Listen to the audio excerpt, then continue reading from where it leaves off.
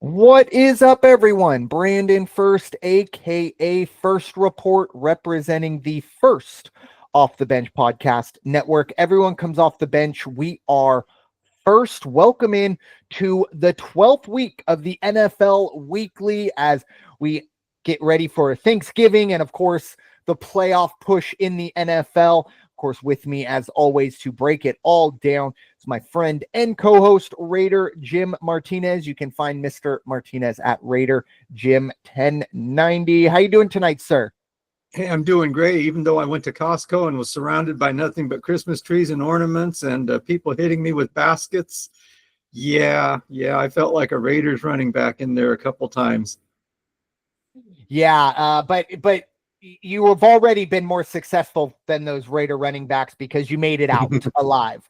But you did, and that's really I will say, before we get too deep into it, I don't think Raider fans want to hear it, but I was impressed with their effort. Obviously, it wasn't nearly enough last week.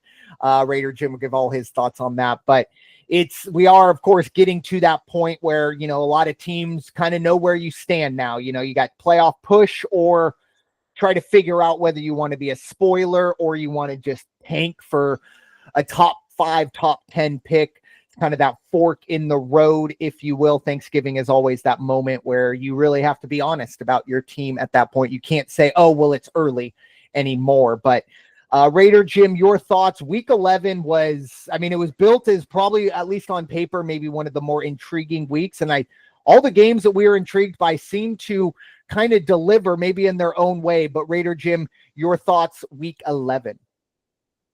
I'll tell you, the first thing that I want to touch on, because I read an article and I get it. I'm not paid to write for a paper or anything like that. I'm not a journalist, but I must have read 3 or 4 paragraphs about the Steelers-Ravens game before it was mentioned that Chris Bosworth hit 6 field goals. And if I was the guy writing that, I would have led off with, I hope the Steelers gave Bosworth not just game ball, but keys to a new car or something, because if it wasn't for him, they weren't going to win that game. He was the entire offense. Fantastic for that guy. Good for him. It does speak a little bit to the Steelers' weakness, maybe, which is getting in the end zone against a good defense. At the other side of that, Steelers proved one thing. Hey, we don't care who's on the other side of the ball, of the line, because our defense is pretty darn good, and we're going to make things happen. So I think the Steelers' stock has really gone up, at least in my eyes. I think they are truly a contender. Ravens might even be a little shaken right now. Not that they think they're going to lose, but, you wonder if in the back of their heads, it's unspoken that there's a little shift in confidence, if you will. Same could be said maybe for Green Bay, but Green Bay did go into Chicago and they stole that game as the clock was running out, or, at the last minute got the 1-point win. And Chicago Bears, there's another team that they've got a tough one this week, and this could pretty much seal the deal for them. Also, I'm going to watch after this past weekend, the guy I'm going to keep an eye on, Anthony Richardson. Yeah. Anthony Richardson played like they've wanted him to play. They did the experiment. They brought in Flacco. Flacco did pretty good for a little bit, and then Flacco all of a sudden fell flat. Oh, Joe, you go sit down. We're going to bring Richardson back in. What I really took away from the win for Indianapolis was when they talked to Richardson after the game, he said, was I the most prepared guy? I don't know. Was I the best guy out there? No, I don't think so. But I've never been more relaxed. Paraphrasing, of course, but he said, that's the most relaxed I've been. And I'll tell you what, you get that guy out there, you get that victory under his belt after being benched, and he's relaxed. Watch out, people, because when push came to shove and they were losing by that much, you know what he did? Instead of trying to finesse a pass or throw a long pass, he tucked the ball into his ribs and turned his 6'4", 244-pound frame loose. And you got to have somebody on the other end of that can really hit and leg tackle, because he ain't going down. He is a beast, and good for him. And it's going to be interesting to see how well he plays this week Also got the Jets, who are a complete wreck and didn't disappoint. They had, I believe it was 6 possessions before they got a first down. And that speaks a lot. And now I understand that I think their GM just got fired yesterday or the day before. Mm-hmm. Let's just keep firing people. Okay. Everybody. Yeah. And then the not disappointed, once as I text you during the week on Monday, Cowboys aren't disappointing. Wow. They're living right up to the hype. And wow, that not literally and figuratively, Jerry's house is falling apart. He's really got pieces of the ceiling falling down, and holy cow, you wonder what they do back there for structural things like that. I am kind of surprised that they didn't have engineers out there immediately and say, is it really safe for these guys to go out there and play? But I think if Jerry wants to play, they play. So a very interesting week 11. Things are really, really shaping off the playoff picture. Green Bay may be going to sneak in there, or should be able to sneak in there and get that at least a wild card. The tough one is going to be the 49ers. 49ers are like playing for their lives right now. What happened to them this past week? Yikes. Didn't see it coming.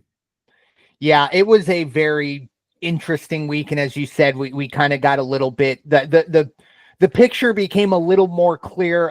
Going back to the Steelers, you texted like, if they can figure out a way to score touchdowns, you got to keep an eye on them. And I responded, I think in their black magic contract, they can only win ugly. I mean, this is a team I've always felt that you could take a high school team and play the Steelers, and the Steelers are only going to win by a field goal. And it was kind of ironic that if you would have said, okay, it's Steelers, Ravens, one of these teams is going to win by kicking 6 field goals, you would have expected it was Justin Tucker. And Justin Tucker, look, there are some questions that need to be asked of him. I felt bad for him. It's tough. He's been kind of the number one kicker, if you will, just by default. And this year has been a struggle for him. And really all last week, obviously, I mean, outside of Boswell, the kickers last week really, really did struggle. You even brought up Chicago and Cairo Santos. Very tough loss for the Bears. So many different ways to look at it. The Bears are in a lot of trouble. I think they have to move on from Matt Eberflus. Sooner rather than later, but a lot of Bears fans will tell you that this ownership group does not cut ties mid-season. So you're just going to have to kind of buckle up and ride this one out. At this point, I think the biggest thing is getting Caleb Williams out healthy and as best his psyche can be. I'm going to say the team that impressed me the most last week. Well, 2 teams impressed me the most. I'll start with Buffalo. Buffalo is a team that I think now we have to kind of look at is a team that we can expect to compete with the Chiefs. Now, my only problem is there a lot of people, doing celebrations and stuff like that. And look, I get the 72 Dolphins are going to pop open their champagne at 000. I get it. That's their stick. But for me, I hate to be that guy for, of the Chief haters. This is pretty much the script we've seen the last 4 or 5 years. Josh Allen wins in November, December, and Patrick Mahomes wins in January. And unfortunately, the one in January means a whole lot more. But I will say Sean McVay, the way he coached that game, I think it's finally starting to click that field goals aren't going to beat this team. Very similar to the Manning and Brady days of the AFC. If you're going to beat those teams, you're going to have to go for it on 4th and goal. You're going to have to go for it on 4th and 2 instead of kicking an easy field goal. They did that. Josh Allen did his thing. The other team that impressed me a lot last week was the Chargers. And obviously, look, the second half, things went a little awry. But if you are familiar with the Chargers of the past 20, 30, maybe their whole entire franchise. But as long as I've pretty much been alive and been sentient in the football realm, 99% of Charger teams lose that game on Sunday night. Jim Harbaugh, I think, kind of is that guy to grab a hold of the reins, steady the ship. I'm I knew the Chargers were going to be good in a few years. I am very surprised that they are already this good with the lack of offensive talent around Justin Herbert. Offensive line, very good. J.K. Dobbins, I like him, but he's not a game changer. And I mean, the wide receiver, I'll be honest, Quentin Johnson, or I don't even know if that's his name. I don't know a whole lot of offensive skill players. Will Dissly is the only offensive skill player, and that's only because I picked him up on my fantasy team to fill in for Matt Laporta. But a really impressive performance from the Chargers, considering what their history has shown. Again, when you're up, I think 16 or 17 at halftime, you don't really want to win the game that way. But for the Chargers and the way their franchise is gone, I think that was like a nice little breath of fresh air for a lot of Charger fans to be like, whoa, we won that game. And then one final thing, they didn't really necessarily impress me, but they were very impressive. Detroit Lions are an absolute wagon, 52-6. I mean, I didn't expect Jacksonville to win that game, but 52-6, my goodness. I think Jacksonville was up 3-0 at one point, and you kind of went, oh, wait, what's going on here? And then, wait, nothing is going on. You can feel free to look elsewhere. Nothing to see here, but actually very, very surprised. I'm just going to make sure that the news hasn't come through. I mean, we are recording Thursday, week before Thanksgiving, 4 days after that debacle, and Doug Peterson still has a job. And I like Doug Peterson, but I don't know how he still has a job. That team, unfortunately, to me, looks like they have quit. But time to focus our attention to the upcoming week, and it is week 12, as I mentioned, just 6 weeks left in the NFL regular season. Playoffs will be great to kind of get rolling, but you also know that you start losing games. That's kind of a bummer, but still plenty to get after. 6 teams on a bye this week, and no byes next week, but 6 teams on a bye. We have the Atlanta Falcons, the Buffalo Bills, Jacksonville Jaguars, Cincinnati Bengals, New Orleans Saints, and mercifully, the New York Jets are also on a bye. But I have heard that Vegas somehow, some way has still made the New York Jets favorites on their bye week. I don't get it. They're still favorites, but we shall see. Take the bye. But anyways, we are going to start in the AFC West. It's going to be a old school AFC West matchup. The Denver Broncos, they're heading to Vegas to face the Raiders. Broncos are 5.5-point favorites. The over-under sits at 41. As we always say, if we're talking Raider football, Raider Jim gets the floor first. Mr. Martinez, the floor is yours. Yeah, for just a little tiny bit, it looked like maybe the Norv Turner and Norv Turner's son were going to put a little bit of something under the Raiders offense, but it just didn't happen. And I'll tell you what, the defense was not good last week. Tagovailoa had a good game, hit a couple long ones when he had to hit them. And on the other side of the ball this week, you've got Bo Nix, who has said, me and coach have figured it out. Wow. We know what we're doing now. We're very comfortable with one another. And the team has adapted to this new approach to the game, which showed last week. What they did last week, I think it was Atlanta that they played, if I'm not mistaken. Yeah. Dominated.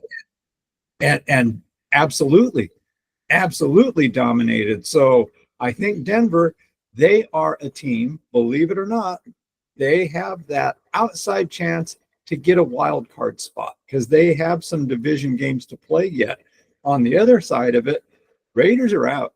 Raiders are not going to get it. Raiders aren't going to get a good draft pick. Even if they get a good draft pick, they're going to pick somebody who probably is going to do nothing for them. Raiders are probably going to pick another tight end. Why not? Let's just stack them up, fill the closet with tight ends and make them interchangeable. But what's going to happen this week? I think Denver's going to have a very good game plan. Offensively, Raiders are not strong enough to get past the Denver defense, who's been playing very solid football. Watch for Denver to cover on this one at 5.5. I won't even take anything either way on that. The Raiders are physically beat up, mentally beat up, and on the sidelines, they're just kind of a shambles right now. Like, I said it a couple of weeks ago. I'm tired of the mean mugging coming out on the pressers afterwards and Antonio doing his act. guess what? I think the players are a little tired of the act too. I don't think that the looks and the scowls and the anything else he wants to do is making the same impact like it was. It's almost like, yeah, got it, coach, type of a thing. Mhm. So he's got to be on the hot seat, whether they're putting it in the pay on the press or not. I would say Antonio Pierce, his days are numbered. I mean, 2-8, the absolute bottom of the barrel, not a chance to get up to 500, and they don't have a chance to catch anybody in front of them, I don't think. So bottom line is Denver's going to win this game probably by at least the 5.5. Over under at 41. I'm going to take over 40.5 just because I think Denver's going to put points on the board. Yeah, I it's pretty incredible that, and I still think Jaden Daniels is the best rookie quarterback of this class. But I also would not shoot down the argument that right now Bo Nix looks the best. Obviously, the Eagles did take care of business against Jaden Daniels. We'll get to them momentarily. But Bo Nix is, as you said, he has figured it out. And I don't know if it's a positive or, and maybe it wasn't a national narrative, even though I kind of think it was, but he was kind of forgotten about. Even JJ McCarthy, who, obviously I think it was an ACL or something happened. He's been out for the year. And he was kind of more highly thought of, obviously drafted ahead. And I mean, go after Michael Penix as well. And Bo Nix over here, like the fifth or sixth quarterback taken in that draft, is looking like possibly at the very least a really good prize, might be the best of the bunch. Very, very impressed with what Denver has done. And last week, I expected them to beat Atlanta, but my goodness, like I said, that game was never in doubt. It was never a question of what was going to happen. Denver, I think, scored on their first 4 or 5 possessions, and by that point, it's over. On the other side, I kind of mentioned it in the beginning. You kind of alluded to it as well. There were some improvements. I did see a little bit of progress from the Raiders early on. I just think, late into that game, they were just wore out by the end of it. Brock Bowers, though, my goodness, this kid, you get him a good quarterback. And I mean, even with a average quarterback like Gardner Minshew, he's still doing some incredible things. So there are some pieces there. But unfortunately, I'm with you on this one. I think 5.5, I'd take this probably all the way up to 7. But I do think the Broncos do take care of business. Unfortunately, I don't look at Allegiant Field at the moment as a huge home field advantage. I think you're going to see plenty of Bronco fans making the trip. That's relatively close. I mean, I want to say Vegas is probably the closest city to Denver, at least out west, in the NFL. So you will probably see plenty of Bronco fans making the trip. I think it's going to be a tough final, 2 months for the Raiders going forward. A lot of questions need to be answered, but in terms of this one, give me Denver minus 5.5. I'm with you. I do like the over. I think this is kind of a moment of, I think the Raiders get us, maybe 7 to 10 points in garbage time that get us to the over. Maybe the Denver defense is looking ahead to next week after, they're up, 24-6 going into the fourth quarter, kind of slow it down. Although maybe let's call that 27-6. So we'll get 2 touchdowns from the Raiders and that'll get us over. But I think it's going to be a tough one for the Raiders to overcome. I think the 5.5 is a pretty safe bet. The over-under, less certain of, but I do like the over in that one. Moving on to the other side of the AFC West, really possibly on paper, maybe the best game of the weekend. It will be a Monday night matchup. It's the Harbowl. The Baltimore Ravens are going to SoFi Stadium to face the Los Angeles Chargers. John Harbaugh's Baltimore Ravens will be 3-point favorites as they face Jim Harbaugh's Los Angeles Chargers, of course, on Monday night. Raider Jim, your thoughts, Chargers hosting the Ravens. Yeah, what a game this is going to be. A fitting game, given the way these two teams are playing. 7-4 for Baltimore, 7-3 for the Chargers, or I might have got that reversed. Either way, somebody had the bye, and so but both have 7 wins. Now, here's what I don't like about what the odds makers did. And, here I go with my theories again. Here's the issue. Baltimore -3. Well, if it comes down to a field goal and a field goal that needs to be made, oh, that's not going to be good because they're going to blow that. I think their kicker is very shaken at this point. I felt really bad for the guy last week. What's going to happen in this game? I think Khalil Mack and the boys on the defense, I don't know if Bosa is 100% or not, or if he's even going to be in the lineup, but these guys understand, and Coach Harbaugh makes them understand. You want to be in the playoffs, I can give you all the schemes, but you guys got to execute it, and they're executing. They are executing. You said it before. Herbert doesn't have a lot of talent around him. He's got a good offensive line, but it's not like he's surrounded by, the cream of the crop, but they're scoring points. Look what they did last week. They did have to hang on, but they did well. And I think the Charger defense is going to come to play. Derrick Henry, let's see what they can do with handling Derrick Henry. Let's see what they can do with shutting down Lamar Jackson. But if they've watched the film from last weekend, Steelers gave them a blueprint. So what do I think is going to happen? Give me the half a point. I'll take Chargers plus 3.5 on this one. Over under at 49.5. It's going to be over for sure. There's going to be fireworks. Yeah. As if you've been listening to this podcast long enough, it's just a question of where I'm putting my half point. But with you, like you, I'm also going to put the Chargers, or get me that half point and give me the Chargers plus 3.5. This might even be a money line type situation. I would not be surprised to see the Chargers pull this one out. And I do also like the over. The defense for the Chargers, it wasn't, panic or anything, but I did say this, that, against Cincinnati, this is the first time you are going to see a team score over 20 points, and that's what happened.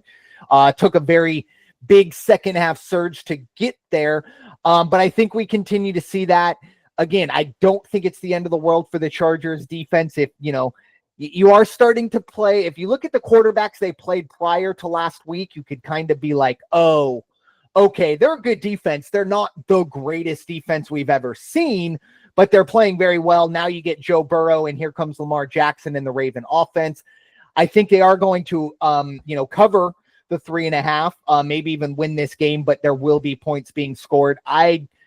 I would love for this to be a 31-28 game, and I think it has all the makings of that, especially it being Monday night. It's just kind of that. It's a big game. This is huge for the wild card seeding. I think both of these teams, maybe more so for the Chargers, knowing that they're going to need a wild card spot. The Ravens might still believe they have a chance to win the NFC North. But I think for the Chargers, they know, look, we got to beat these other AFC wildcard contenders. You want to get that 5 seed. You want the best possible route or easiest possible wildcard route through. And I think it's a huge game for the Chargers, and obviously, the Har Bowl, if you will, as well. I'm really excited for this one. Give me the Chargers plus 3.5. And yeah, I do think we're going to see some points being scored both sides. So over 49.5. Moving on to question before we move on. Yeah. Mm-hmm. Back to last week's Charger game. Where do you think Joe Burrow's head is right now? I hope it's in a situation where, sometimes I have to remind myself that you can only focus on the things you can control. Joe Burrow has been really good this year. I mean, you're going to look back at this year. If this team was over 500, Joe Burrow would probably be the favorite for the MVP. I do think at some point, in order to kind of keep your psyche under control, you have to just kind of shrug your shoulders and go, look, I can only do what's put in front of me. I can't play safety. I can't play D-line. I can't call plays defensively. I hope that's where it is. But I would not be surprised, because it's got to be absolutely devastating for a guy like Joe Burrow, who last year had to essentially watch Jake Browning and this team nearly get a playoff spot without him. And he's here. He's finally, and I'll say healthy with air quotes, but I mean, he's been playing all year, and he's playing so well. And they're probably going to have their worst season under Burrow to date, maybe outside of his rookie year. I don't remember. Although maybe I think his rookie year he went to the Super Bowl, so I might need to walk that one back. But it's record wise, it's going to be one of the worst years for Joe Burrow. I hope it's in a good place because nothing he's done this year really has been his fault. Other than, oh, well, he should have scored 49 instead of 42. Like, oh, okay. If that's what the hairs you're going to split, fine. But I truly do hope that he's in a good place. And I also do think that the paychecks he's taxing will help with that as well, through no fault of his own. So it's going to be tough. But moving on to, this is a game that if you really do want to watch, please feel free to enjoy, but it's going to be the Kansas City Chiefs going across the country to face the Carolina Panthers, who I do believe are on a win streak. I want to say they were on a bye last week, so I think they've won 2 in a row. Because they went to Germany and then they beat the Saints. So watch out. Here come the Panthers, but they do have to deal with the Kansas City Chiefs. 10.5 is the spread. Obviously, Kansas City heavy favorites. The over-under sits at 42.5. Raider Jim, I'm going to give you first bite at this lovely apple. Your thoughts? Yeah, I just really enjoyed everything I've heard since, especially Monday. It was so prevalent, so out there. Told you they'd lose. Okay, yeah, and you told me the Chiefs were going to lose last week and the week before and the week before. A lot of you have been telling me the Chiefs are going to lose for the last 13 weeks, and guess what? They didn't. But yeah, okay, so they lost a game. That was the odds. It was bound to happen, and it's not like they tripped and lost a game that they shouldn't have lost. They were supposed to lose. So it wasn't like any big surprise. What's going to happen? Not much of anything. Kansas City just goes back. Mike gets his boys together. Patrick sits there and reviews films, talks to his offense and the defense gets together and says, we blew it on a few plays over the middle. We didn't stop Mr. Allen a couple times when we should have, and we knew he was going to run, but nothing we could damn do about it. This is going to be different. This is just a regrouping of the Chiefs. They're going to go in against a Carolina team who I don't think they're kidding themselves. They want to compete. They want to be good. But the odds of them taking out the Chiefs and the Chiefs losing 2 straight, that's pretty high odds. And I don't think it's going to happen. The weather's going to be clear in Carolina, which is interesting, but I thought it would be a little bit different this time of the year. But it's going to be clear. It's going to be dry. Kansas City's going to go in there and execute. I think they're going to be able to shut down Carolina. 10.5 is a lot. I'd like to think that what's going to happen is the Chiefs are just going to play a little more conservative. They're not going to try to run up scores. So give me Carolina plus 11 in this one. I do like the over-under because I think Mahomes is going to come out and put up 4 touchdowns. Yeah, I agree with you. I think Kansas City handily wins this game. 10.5, I'm going to ride with the home dog here in this one. We are talking about, we'll dive into 8 games in depth. 6 of them are home underdogs. My dad used to absolutely love the home underdog, so this is the week for him. And I think Carolina is a very live dog, at least in terms of the spread. I don't think they have any chance of winning this game. I do expect a backdoor garbage time touchdown to probably get us the cover. But yeah, I'll take the 10.5 from Carolina. I am going to go on the other side with the under here. I just think Kansas City's defense, I don't want to say they have a chip on their shoulder after last week, but I think that this is a big time get right game for them. It's a lot of meat on this bone, if you will. I think there are going to be a lot of guys that are saying, you know what, I'm going to win my battle and we're going to dominate. Now, I think Carolina really does struggle for most of this game. Again, I do think maybe some garbage time situations will get us that plus 10.5, but I am going to stay under the 42.5. I'm putting Carolina at 14, maybe 17 as their absolute ceiling for points being scored, which then I got to look at Kansas City getting 28 minimum, which isn't terribly far-fetched, but this offense still isn't fully clicking. So yeah, I'm just going to ride it with that under. It's going to be a very interesting game, mainly just for the spread side of it. Again, if this game gets close late and for whatever reason, you're going to have to see Harrison Butker or, well, actually, he's out. Well, whoever the Chiefs kicker is, trotting in with 3 seconds left in a tie game, I think the alarm bells in Kansas City are going to be ringing. Yeah. I don't think that'll be the case, though. I think they handily take care of business in this one. But again, 10.5, that's a big spread here in the NFL, especially on the road going across country. So keep an eye there. So moving on to Sunday Night Football. It's going to be my Philadelphia Eagles. They are heading to Los Angeles to face Matthew Stafford and the Los Angeles Rams. The Eagles are going to be 2.5-point favorites on the road. 48.5 is the over-under. Obviously, last week for the Eagles, a very impressive win against the Commanders at home. It didn't start terribly well. The offense continues to kind of sputter, but the Philadelphia Eagle defense for me, it might be the best defense I've seen out of this team in recent memory. They are getting after the quarterback. The linebacker play has been incredible. Zach Bond, the fact he's not being talked about more is crazy. Eagles bring in Devin White. They have Nakobe Dean. And then they kind of go out and they're like, hey, we're going to bring in this Zach Bond guy. He's going to be a backup outside linebacker. He's going to be a special teams demon. And Vic Fangio watches film and goes, no, that's my inside linebacker. And he's been incredible. Essentially, I think Devin White was cut or traded. He's no longer with the team, I believe. That's how good Zach Bond's been. Nakobe Dean has also been good as well.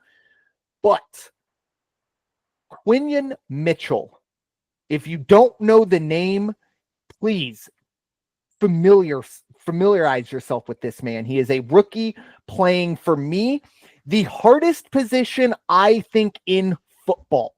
Cornerback. Not quarterback, cornerback. We have started to call him Guantanamo Bay. You had Revis Island. This is Guantanamo Bay. He is locking everyone down. Feel free to go look up who he's gone up against. No top wide receiver, including Mike Evans, including Scary Terry McLaurin, including CeeDee Lamb.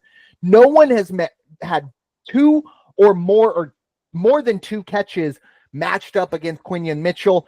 Can't also forget about the exciting whites, Cooper DeJean and Reed Blankenship.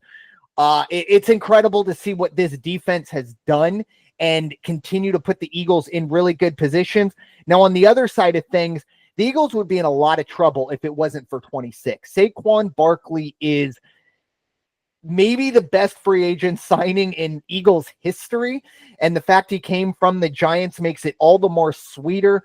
In terms of this game, I do like the Eagles at 2.5. I think this is probably a field goal game, maybe a little more. I think the Eagles are really rolling, and Nick Sirianni, for the most part, has just kind of either gotten out of the way or figured it out. I don't know. One of the two. Either way, it's working. 6-0 since he shaved his head. So I guess, ride whatever wave you can. In terms of the over-under at 48.5, I'm going to take the under. I'm putting a lot of stock in the Eagles defense. I think the Eagles are able to lock down the wide receivers. They get after Matthew Stafford. And they just overall are going to really make life very difficult for Matthew Stafford. The other part of this as well, Chargers deal with it. This is going to probably be 50-50 in the stands, maybe more. There's going to be a lot of green in the stands. Eagles fans are like cockroaches. We are everywhere. You can board up the place. We will still find a way in, and we're still going to survive any nuclear holocaust you have for us. We're still going to be there. And I think you're going to see a lot of green there. So I think Stafford, I'm not going to go as far as to say they're going to need to go to the silent count, but there will be some moments where kind of looking around going, it's third down and it's loud in here. So give me the under 48.5. I think that's a very high number in this one. Raider Jim, your thoughts? Birds, heading to Los Angeles. Yeah, big praise for your Eagles. I mean, they are as much as we are similar at times. Your boys are 8-2. My boys are 2-8. They're playing fantastic. I mean, on both sides of the ball, but especially like you said on that defensive side, they are just amazing right now. Now, the only thing I want to say, where is it? No, yeah, my notes that I'm looking at. A little shame on you. You're absolutely right. Quinion Mitchell is definitely on my list. It's like, this kid can't be a rookie. What about Darius Slay, his counterpart on the other side, doing his job? You guys have got the best coverage that you could ask for in football right now.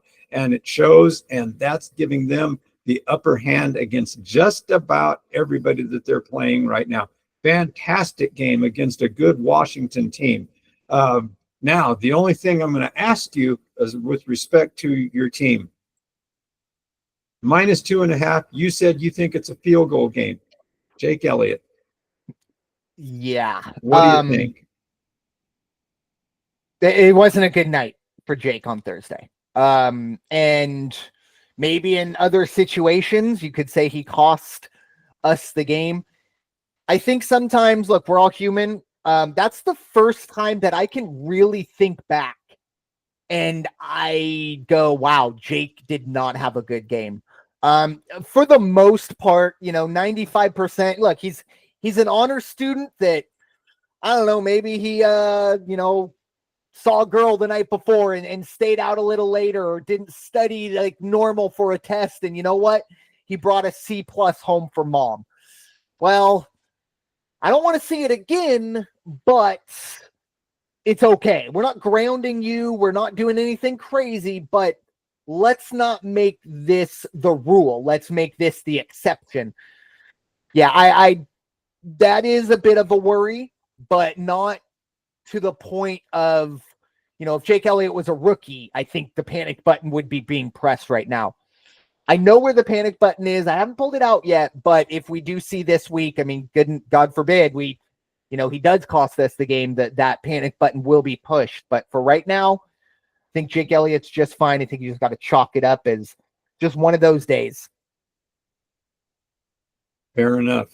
I don't think it's I'm with you. I don't think it's time to panic and say, oh my God, we paid this guy $24 million for what? Yeah.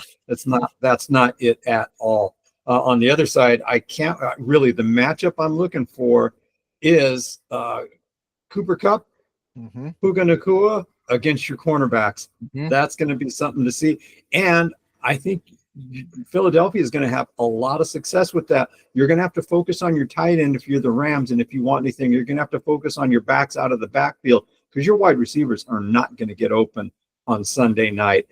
Rams are playing well. 4 out of the last 5 games they've won, and so they're on a bit of a trend themselves, fighting and clawing and seeing. I mean, they're this close to the 49ers, and so I'm sure in the locker room, it's like, we're not that far away from possibly hitting a wild card spot. It's a semi-long shot, but it could happen. I just don't think the offense is going to be powerful enough to get past Philadelphia this week. And I think their defense is also going to fall short. I definitely like the Eagles -2.5 in this one. Over under 48.5. I'm with you. I think Eagles defense, it's going to be their game this week. And it's going to be in the trenches, the linebackers and the coverage, the secondary. Wow. The Rams have a tough game in front of them. So again, give me the Eagles -2.5 and under 48.5. Yeah. And another part of the over under, the Eagles, I mean, outside of Jacksonville, I mean, they haven't scored a point in the first quarter. So this is a notorious slow starting team, 48.5 points. Wow. That's a lot. So hopefully we can take advantage of that. The other side of the NFC East, we do have the Dallas Cowboys. Luckily, they are getting out of Jerry's world. They will not have to be looking at, any objects falling from the skies, although it's not like FedEx Field is exactly a mausoleum of construction immortality, but at the very least, it's more sewage pipes than debris falling from the sky. Anyways, it's going to be the Cowboys heading to Landover, Maryland to face the Commanders. Commanders are going to be 10 point favorites in this one. The over under sits at 44.5. We kind of earlier, kind of tongue in cheek talked about the Cowboys and their issues. It's really bad in Dallas. And the hard part is I think you have now a situation where pride is coming before the fall, if you will. I think Jerry Jones refuses to admit that he makes any mistake. I mean, this is a guy who refuses to make a mistake that, maybe we should put curtains up during an afternoon game. I mean, that joke of a Tyson Jake Paul fight, they put the curtains up for that, and it was at night. What are we doing? Like, I understand, look, we all got to be human. We all got to be people that if you make a mistake, you put your hand up, or at the very least, you just go, okay, I made a mistake. I'm not going to do it again. Jerry Jones is the guy who is slamming his head up against the wall and telling you, don't worry, I'm going to get through. And you go, well, if you take 2 steps to the left, there's a doorway right there. Nope, I'm breaking through with my head. All right, Jerry, you do you. And again, couldn't happen to a better fan base, a more deserving fan base to see this team implode. Hey, this is what you get, Cowboy fans. Sit down and enjoy. On Washington's side of things, I don't think that there's a lot of fraud talk about the Commanders. I guess if you think that the Commanders are Super Bowl contenders, then I guess maybe you could call them frauds, because they're not. They have some holes, but this is a team that's trending in the right direction. Jaden Daniels had a really tough go of it, but again, against the number 1 defense in the NFL, against the best secondary in the NFL, he did whatever he could. Was not nearly good enough. Luckily, that will be good enough, I think, in this one. I really expected Micah Parsons and at the very least the defense of the Cowboys to kind of keep things competitive this past Monday night. I can't see it happening against Washington, a big-time rivalry game as well, and I think the Commanders really want to kind of right the ship and continue. They don't want this to fall off a cliff. They still have playoff aspirations, as they should. They need to win this game. I like Washington. I'm going to buy 0.5 point just in case. Give me the -9.5. I do like the over in this one. Two defenses that aren't great, and I know Dallas is, I mean, the running back duo in Dallas. If it wasn't the Dallas Cowboys, I'd honestly feel bad for them. But again, this is the bed you made with Jerry Jones. You got Zeke Elliott and Dalvin Cook, the geriatric running backs of 2024 in the same backfield. Okay. And the other part of this too, how Trey Lance has not proven or been good enough to unseat Cooper Rush. It's going to be one of the bigger sports mysteries or bigger what ifs or what happened in NFL history. I don't see a path for the Cowboys to cover here. Now, ironically, this is a very funny thing that I did see online. The Cowboys still do have a path to get the number 1 seed in the NFC.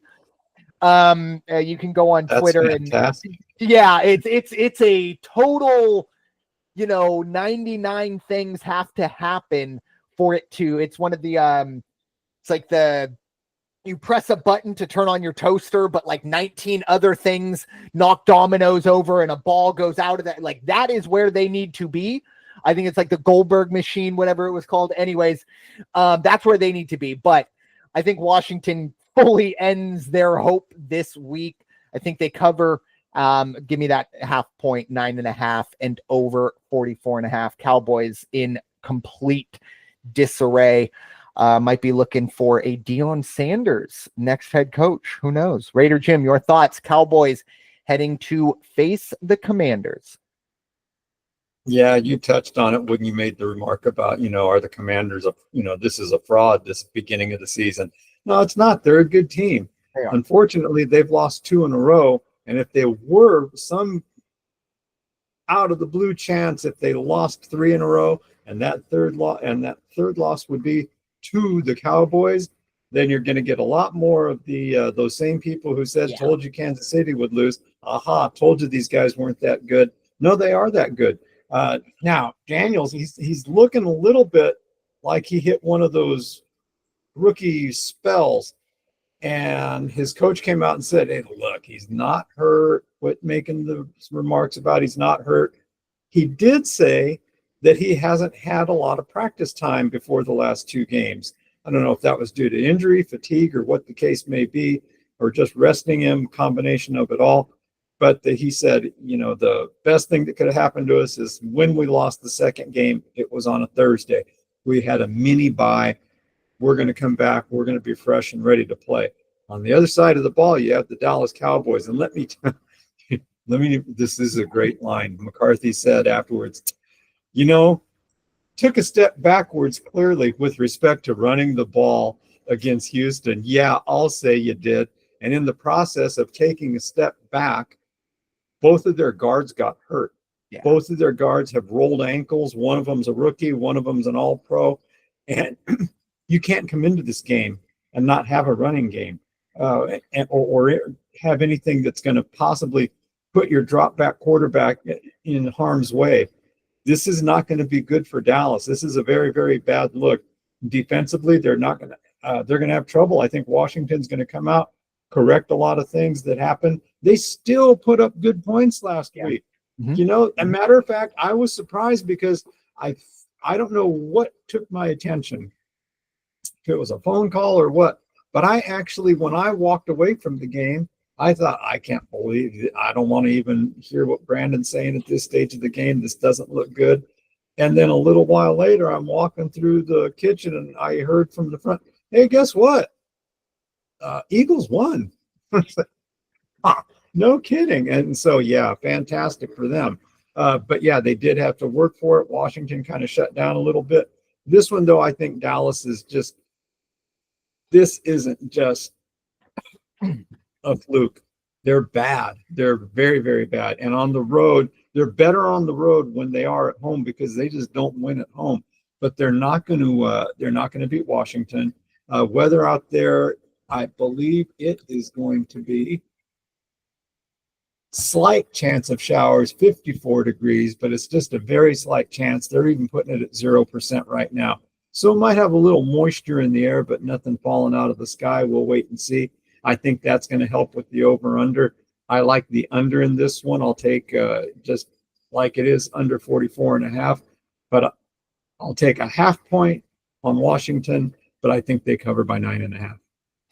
Yeah, that's a great point you brought up as well, because not only does Washington have that, quote unquote mini bye, but Dallas, I mean, this is a short week for them. They played Monday night, and I know it's only 24 hours, but again, you're trying to find you're trying to find anything. And like I said, I think the only, positive or one thing that you lean Dallas is, well, they're not at home. But that's a pretty sad state of affairs. Speaking of sad state of affairs, we are heading to New Jersey. And it's funny, we bring up a sad state of affairs. And if you wouldn't have known that the Jets are on a bye and I said, yeah, we're heading to Jersey, you got a 50-50 shot because both the Jets and the Giants are in a lot of trouble, but we are going to be focusing on the G-men. They will be welcoming the Tampa Bay Buccaneers. The Buccaneers sputtering a bit. They are 5.5-point favorites on the road when they head to Jersey to face the Giants. The over-under is 41.5. And the axe, quote unquote, fell finally on Daniel Jones. He has been officially benched. It is time to get your chicken cutlets out. It is time to get your pronunciations of gabagol and all that stuff, because Tommy DeVito is coming back into your lives, folks. And look, it's not a whole lot of fun to watch Giants football these days, but if you're a New Yorker, if you're in New Jersey and you're a fan, you got to have a bit of a soft spot for Tommy Cutlets. In this one, I really do think Daniel Jones is a big issue, unfortunately, for multitude of reasons. They paid him, not ideal. He is now, I saw a report today, he is the 4th string running back. He is all the way down on the practice squad. And in practice, I think it was yesterday, he was the scout team safety. Wow. Yeah, it's as bad as it gets. And of course, I'm not going to let them get away without reminding them. Again, they paid Daniel Jones and didn't pay Saquon Barkley. My goodness. I feel like Saquon Barkley could probably play better quarterback than Daniel Jones at this point. But in this game, maybe I'm crazy. I like the Giants at plus Don't 5.5. I know it's stinky. It's gross. I need the clothespin to cover my nose when I put this bet in, but I really do think sometimes in the NFL, when you're dealing with guys like Daniel Jones, and look, I have nothing against Daniel Jones on a personal level and not even really professionally. It's not my money. I don't really care. I haven't heard Daniel Jones doesn't seem like a bad guy, anything like that. So this isn't personal or anything. He is just a terrible quarterback. And when you're professional and you have 10 years to win a Super Bowl, if you're lucky, and you look around and you get drafted by this team and you're going to be here for 4 years. I mean, if you're Malik Neighbors, you got to be going, yeah, give me anybody but Danny Dimes. Like this DeVito kid, it could be Danny DeVito. It's somebody other than Daniel Jones. I think that gives you a little bit of a boost in the locker room. I think whether you're right or wrong, you feel like we got a shot in this one. Give me the Giants plus 5.5. Again, it's as stinky as it gets. But I don't know. And I don't know if you can check this while I go through, Raider Jim, if there's going to be any weather in New Jersey for this one. But I do like the over. Again, I expect the Giants offense to get somewhat right in this one. And I don't know if they win this game, but I do think it's probably a field goal game one way or another. And I hope that, we don't tune in a few weeks and be like, hey, you remember when you took the Giants plus 5.5 and they lost 52-6? And then I just immediately end the call and you never hear from us again. But anyways, I like the Giants plus 5.5. Tentatively, I am going to take the over. Raider Jim, do you have any weather news on that side of it? No weather, just a little bit of wind, but it's going to be dry and it's going to be cold. It's going to be 50 degrees. Cold for Southern California. For sure. Yeah, that's barbecue weather for them out there. Let me make that. Yeah, but yeah. So I am going to ride with the over again, 41.5. This game in general, I like Baker Mayfield. The Buccaneers sputtering a bit. This is a perfect get right game for them. But again, it's the legend of Tommy Cutlets. I don't know. It's something about him, and maybe it's the Italian in me. I can't get away from it, and I cannot wait to see what. I also have to get back to last year when I had to stop myself every time I said from saying Danny DeVito, Tommy DeVito. But Raider Jim, your thoughts? Giants hosting the Buccaneers as underdogs. We have slightly different approaches to this game. I heard they're bringing this guy back, and I feel like they might as well say, we're going to sit the entire offense, and we're bringing in the Savannah Bananas, and they're going to play offense for us. But special guest at quarterback is going to be Joey Chestnut. I mean, it is just, it's comedic more than anything. To me, bringing this guy back is almost like just throwing in the towel saying, might as well go with the gimmick because we couldn't do any worse. And on the other side of the ball, you're right. Tampa Bay has not been doing that well, but at the same time, neither has Atlanta. When you look at the standings in the division, They are one game behind Atlanta right now. They have every chance. I believe it's one game. Let me make sure. 2 games. 2 games. Oh, 2 games. But they have every chance to gain ground. They have every chance to play themselves still into a wild card spot. That's all they want. Give us the wild card spot. We would love to win the division. And I don't remember. Let me check real quick here. Mirror on the wall. Who are they going to be playing? They played the Giants. So they do play New Orleans at the end. They played New Orleans last game of the season right after the New Year. So anything could happen in that division. And I think that's going to be enough to go out there. The Tampa Bay defense is going to go after. It's like, hey, let's just take shots at this guy. It's almost an insult when they bring a guy like this back. I understand they actually brought him in, or they're starting him over somebody else. who some of the fan base say that should really be our starter. I believe it's Drew Unfortunately, Law. the name escaped. Yeah. So we'll see what happens in this one. I think Tampa Bay covers the 5.5 myself, and the over/under. I think it'll go over because I think Tampa Bay is going to come out firing on all cylinders. Trying to reignite the flame or fuel the flame a little bit that they had going early on, and Baker's going to have a good game. But yeah, I mean the Giants, just stop with this nonsense. Yeah, look, we can dream, we can believe in fairy tales every once in a while.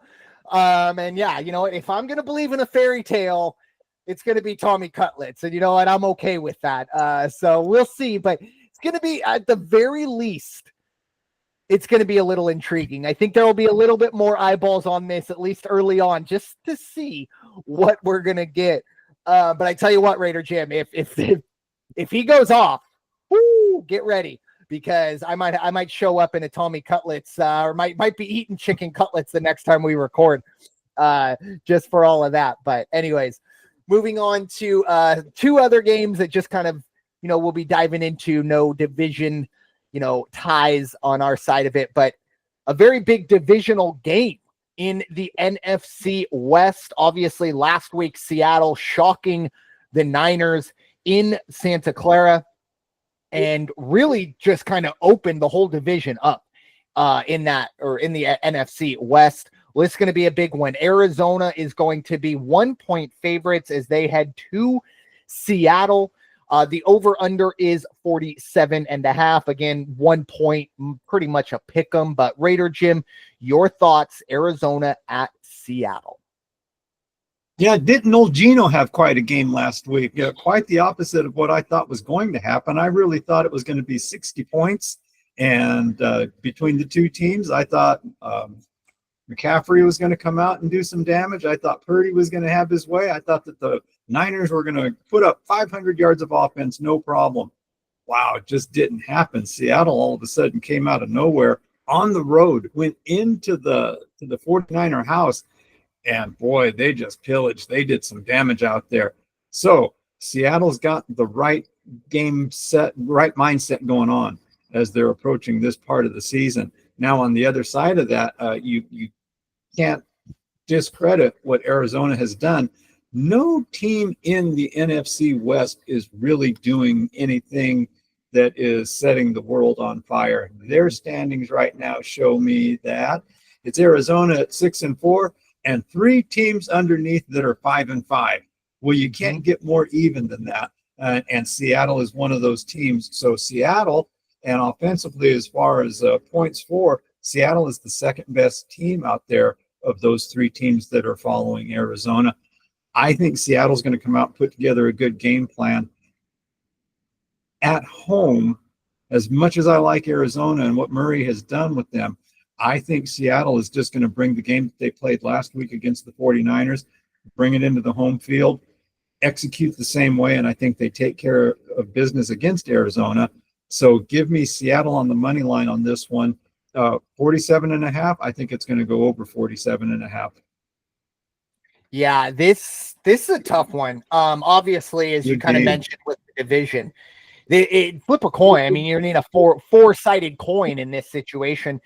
Obviously, the Niners on paper probably look like that team, but you mentioned Seattle. Last week, I remember specifically saying, look, it's San Francisco and Seattle, 2 teams moving in opposite directions. Was kind of ready to write the obituary, or at least the professional obituary, obviously, for Geno Smith. Like, hey, you had a hell of a run, kid, but I think it's turning midnight on your Cinderella run.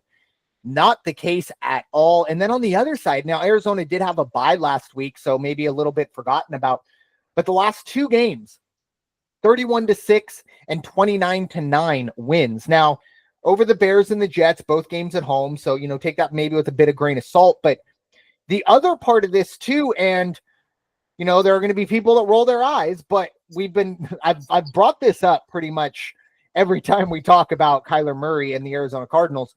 Kyler Murray is 4-0 since the new Call of Duty came out. And again, like, you can look at the stats prior to this year, and there was a correlation whether it's true or not. Like the stats backed up that the numbers drop when that happens.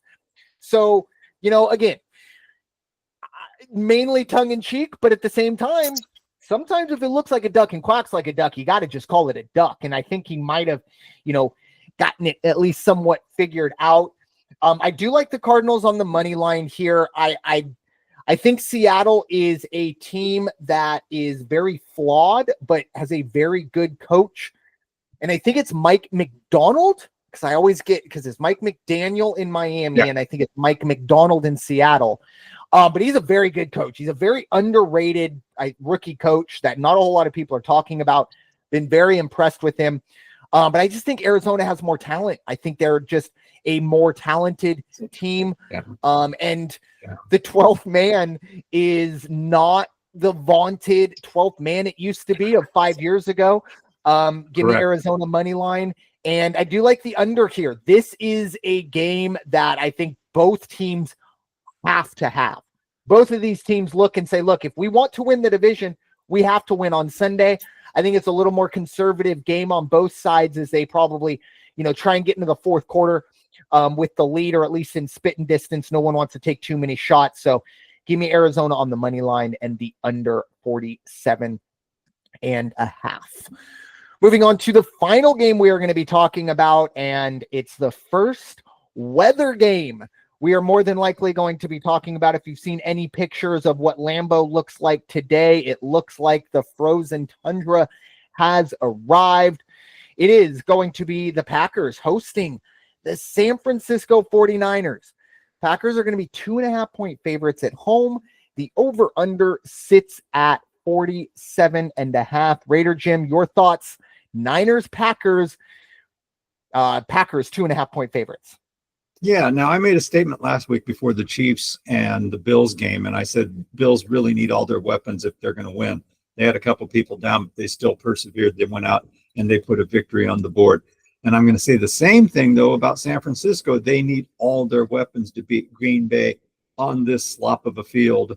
It could be a slop of a field by the time the coin gets flipped and everybody starts playing. San Francisco is probably going to be without Kittle, or at least 100% George Kittle, because he's still not feeling too well. I think it's his ankle or a knee. And then also McCaffrey isn't getting as many snaps as I thought he would after, coming back and being able to play. So we'll see if do you want to risk him on a sloppy track? Let's talk about it in horse racing terms. You got to be careful when it's sloppy.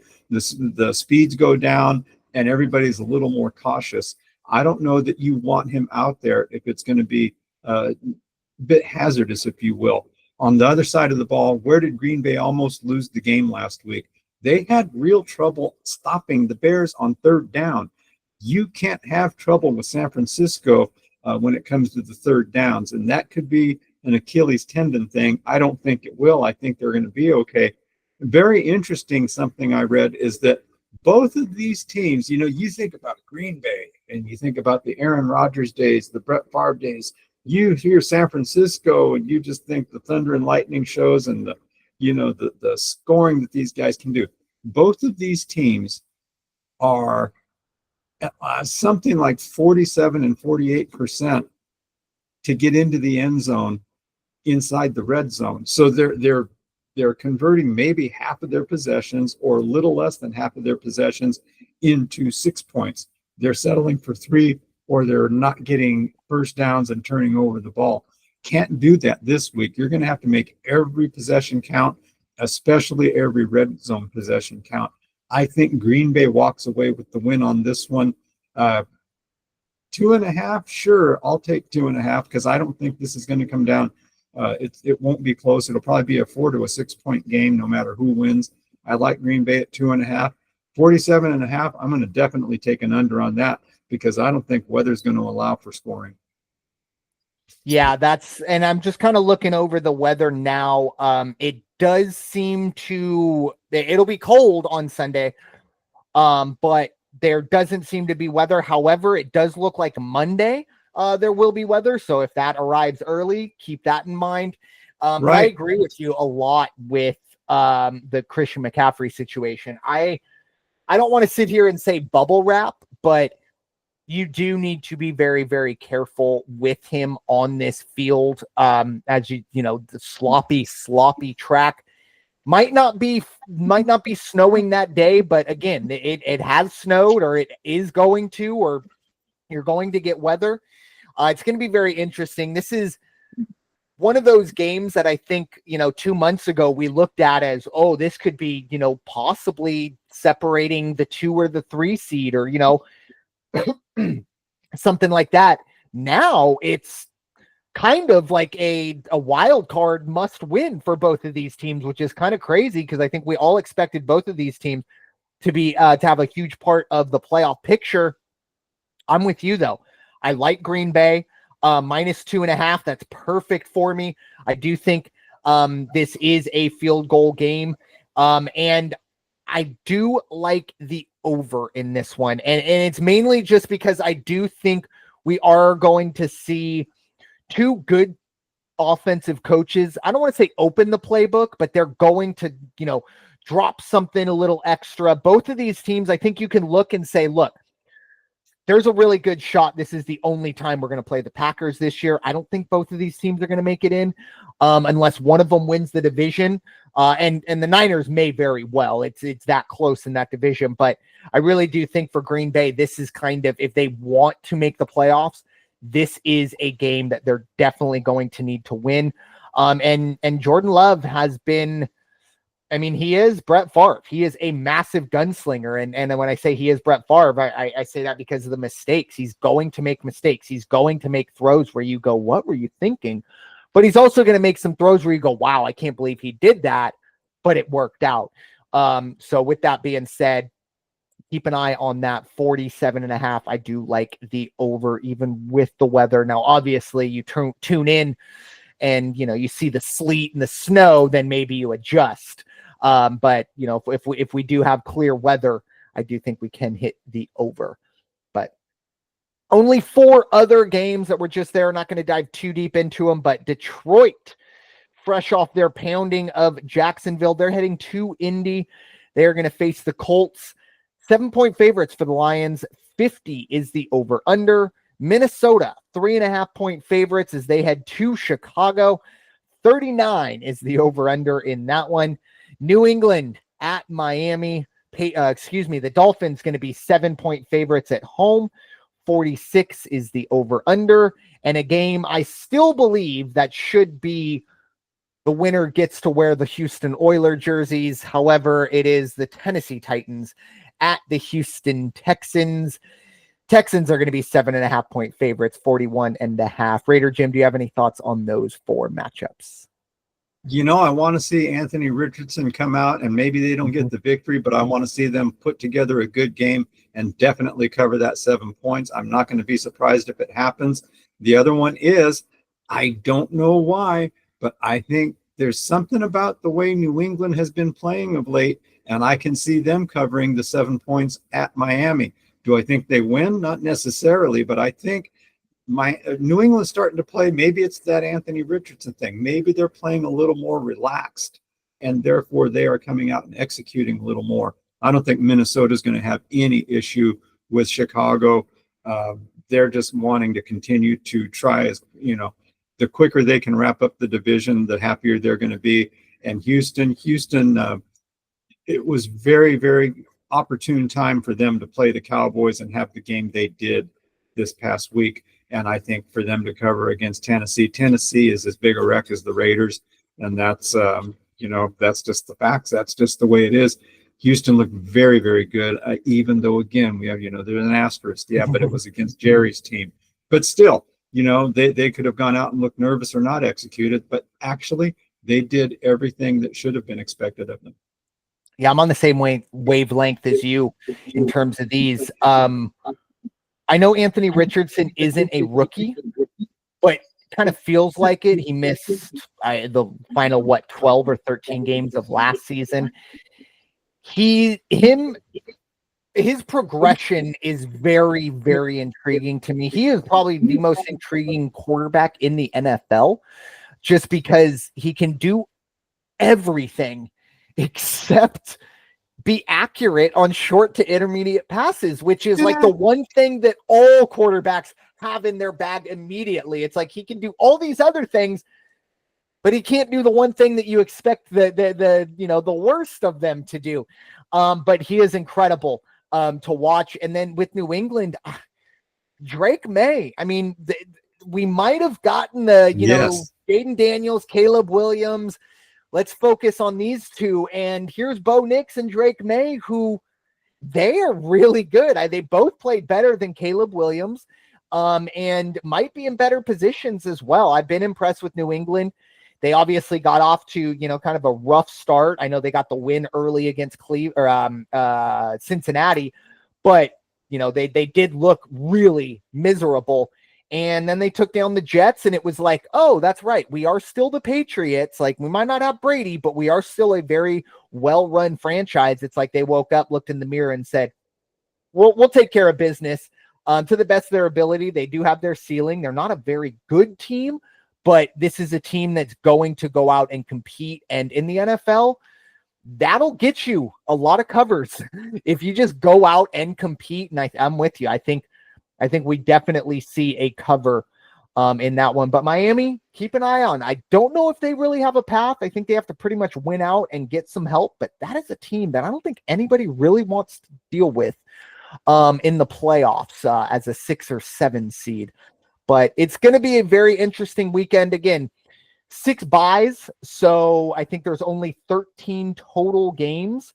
And 12 after tonight, as we do, of course, have the Steelers and Browns matching up on Thursday Night Football.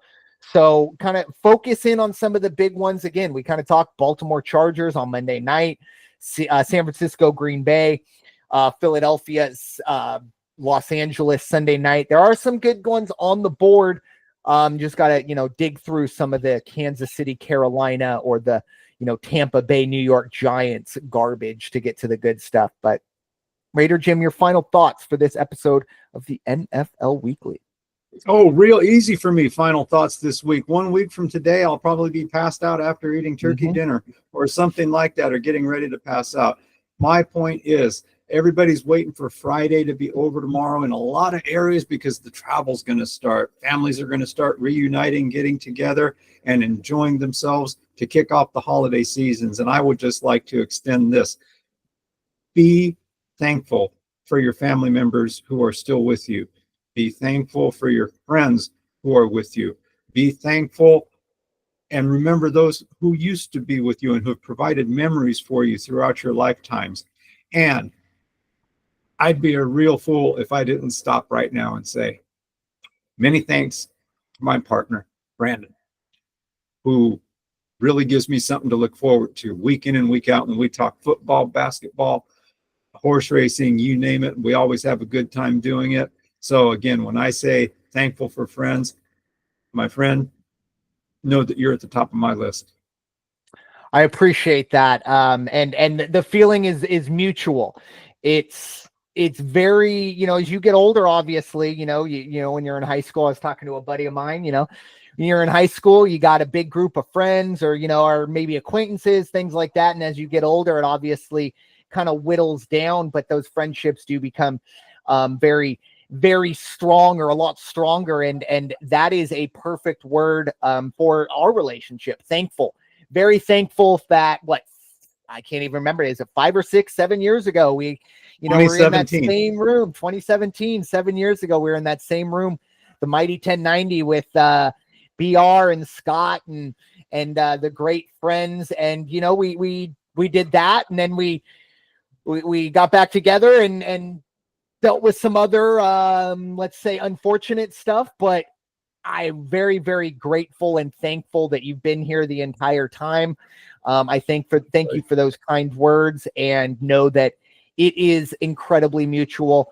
And also Coach out there as well. Obviously, he's been doing his thing with San Diego City College, coaching the boys and girls tennis teams up very high levels. So he's always on our thoughts as well. I think we're about 3 weeks away from our first off the bench holiday party. We'll throw some pictures out there.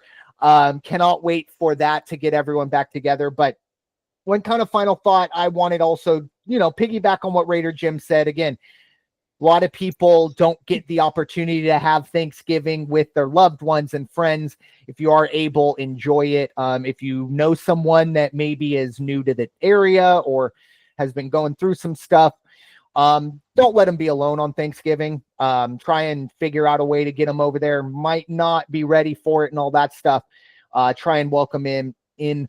But I'm going to take a little bit of a lighthearted on this final thought, because I'm going to go to the college football ranks. Deion Sanders is a very polarizing figure. I am personally not a big fan of maybe the way he communicates and maybe the way he goes about his business. He's very successful. I'm not doubting that. I maybe don't like the way he makes that sausage. But one thing that has really endeared me to him is, if you're familiar with what's going on in Colorado, obviously it looks like they are probably going to win the Big 12, or at least favored to win the Big 12, and they would then possibly get a college football berth. Colorado has a super fan. Her name's Peggy Sue. She just celebrated her 100th birthday. Yeah. Happy birthday to Peggy Sue. But there's a lot of videos out there, and the entire stadium singing happy birthday to her. Deion has essentially really kind of taken her, brought her into the locker room multiple times. But again, I want to bring it back to what Raider Jim talked about. She talked about in the press conference, she was asked, how'd it feel to have, 80,000 people sing happy birthday to you? She said how grateful she was. But one of the main things she said is, I just wish my twin sister was here with me. And again, bringing it back, like, we all put this smile on, and we're all fighting these battles, especially around the holidays.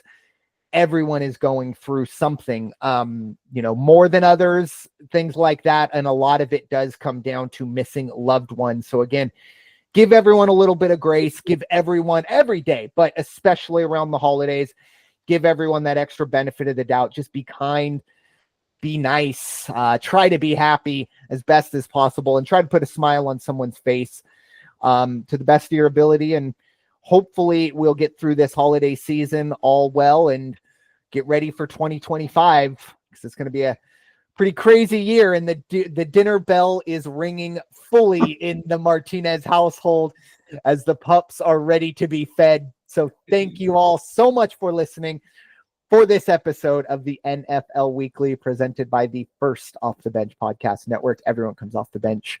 We are first. It is time for you all to go wash your hands and stop hating everybody. We'll talk to you all very soon. We will not be with you next week for the holidays. So enjoy your Thanksgiving. Again, give your loved ones, give your friends, families hugs. Enjoy the time you have with them. We will be back in December to break all of this down. Take care, and we will see you next time. Have a great Happy Thanksgiving. Amen.